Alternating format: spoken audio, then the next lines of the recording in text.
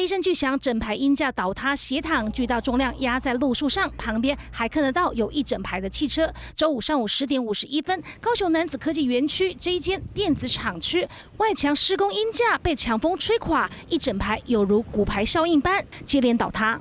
有好几辆在那边被压到，现在已经被牵走了。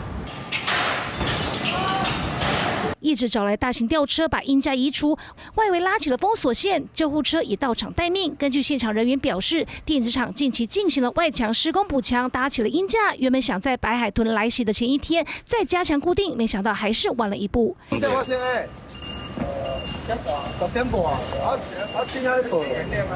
目前来看有没有？目前是没有。好。幸好鹰架倒塌瞬间没有民众经过，被压坏的车辆有些是厂商的车，已经自行移走。而南部地区中午过后刮起了强阵风，气象站测得最高可到8级阵风。目前气象署持续针对高雄沿海空旷地区发布的强风特报，预估能有平均风6级以上或阵风8级以上的几率。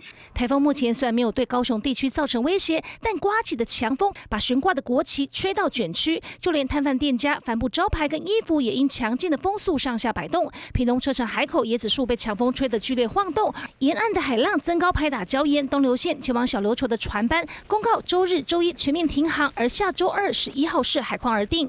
南部地区多处发布了强风特报，楠梓科技厂施工鹰架更因此被吹倒，也幸好没人受伤。3立红属朱洪荣斌、朱俊杰高雄屏东报道。